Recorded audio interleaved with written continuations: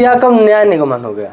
न्याय निगमन क्या, न्याय का मतलब सही और निगमन का मतलब शब्द, यानी किसी शब्द या कोई भी कथन या निष्कर्ष उसे पढ़कर और समझकर और सुनकर या देखकर सही उत्तर देना या सही निष्कर्ष निकालना न्याय निगमन कहलाता है। पढ़ लीजिए, किसी दिए गए कथनों को समझकर पढ़ना, सही निष्कर्ष निकालना क्या, न्याय निगमन कहलाता है। दूसरा इसे हम कह सकते हैं कि किसी दिए गए कथनों को समझकर उसका सही उत्तर देना न्याय निगमन कहलाता है। जैसे उदाहरण के लिए देख लीजिए, हम उदाहरण दे दिए, बेटा उदाहरण देखिए क्या है। सभी छात्र पढ़ते हैं, उदाहरण देख लीजिए, सभी छात्र पढ़ते हैं। दूसरा क्या है,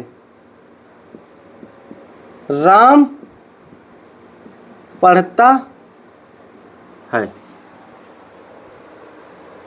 सॉरी, राम एक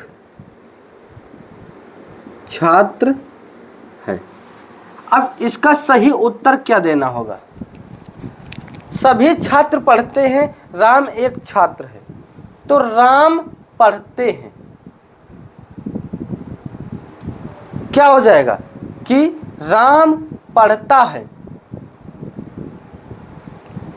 सभी छात्र पढ़ते हैं और राम एक छात्र है, तो इसका सही उत्तर क्या हो जाएगा कि राम पढ़ता है, राम पढ़ता है। बस आपका न्यायिक निगमन या न्याय निगमन हो गया। किसी दिए गए कथनों को समझकर, दिए गए कथन है सभी छात्र पढ़ते हैं और राम एक छात्र है, सही निष्कर्ष निकालना या दिए गए कथन या दिए गए निष्कर्ष में सही उत्तर पता करना। सभी छात्र पढ़ते हैं तो राम एक छात्र है, यानी राम पढ़ता है। सभी छात्र पढ़ते हैं, राम भी एक छात्र है, तो क्या निकल के आएगा, राम पढ़ता है। दूसरा शब्द क्या है, दूसरा उदाहरण दूसरा देख लीजिए, वह न्यायिक निगमन आपका समाप्त। दूसरा है शब्द या जो है निष्कर्ष कह लीजिए या उदाहरण कह लीजिए कि सभी आम फल है, सभी आम फल हैं, सभी फल मीठे हैं। फर्स्ट, दूसरा, सभी फल क्या निकल के आया। अब इसका बराबर क्या निकल के आएगा आपका आंसर, सभी आम फल हैं, सभी फल मीठे हैं, यानी क्या हो जाएगा, सभी आम फल हैं, सभी आम मीठे हैं। फर्स्ट हमने ये उठा लिया, सभी आम मीठे हैं, यानी सभी आम मीठे हैं।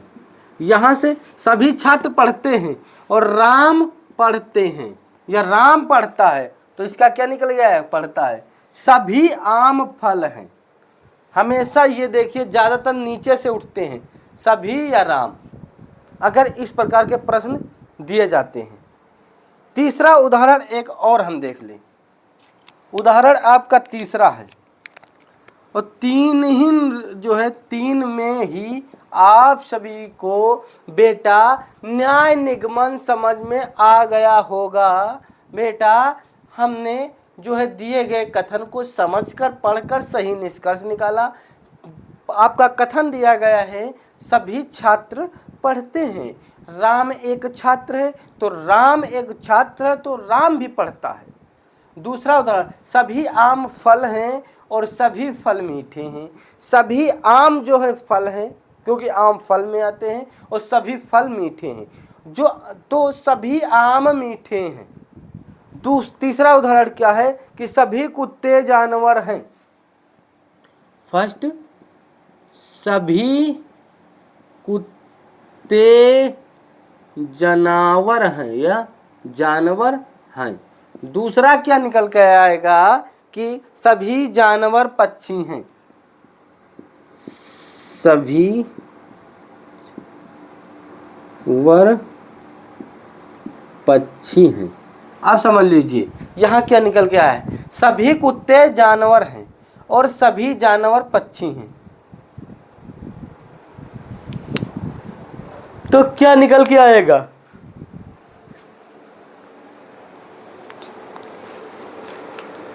सभी कुत्ते जानवर हैं और सभी जानवर पक्षी हैं, यानी सभी जानवर पक्षी हैं,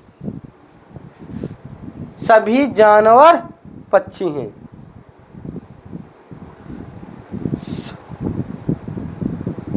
सॉरी, सभी कुत्ते पक्षी हैं। क्या निकल के आएगा,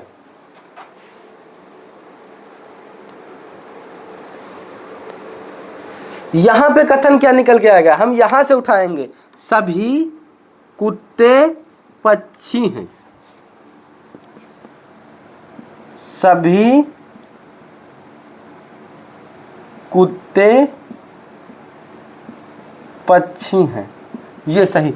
अब सोच रहे होगे यहाँ पे एक पॉइंट फंस रहा है कि सभी कुत्ते पक्षी क्यों हैं, सभी कुत्ते जानवर हैं लिख सकते हैं, मगर ये कथन के हिसाब से सही, सभी कुत्ते पक्षी हैं सही है, वास्तव में ये तो गलत है, वास्तव में ये गलत है, कथन के हिसाब से सही है।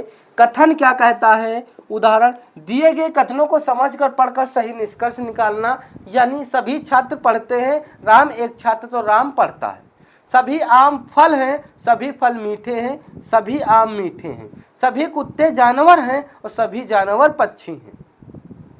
तो सभी कुत्ते पक्षी हैं, सभी कुत्ते पक्षी हैं, ये भी सही। पर यहाँ पे एक पॉइंट फंसता है, ये वास्तव में गलत है, वास्तव में गलत है, प्रश्न के हिसाब से सही है। तो आपका जो है न्यायिक निगमन हो गया, यानी न्याय निगमन हो गया।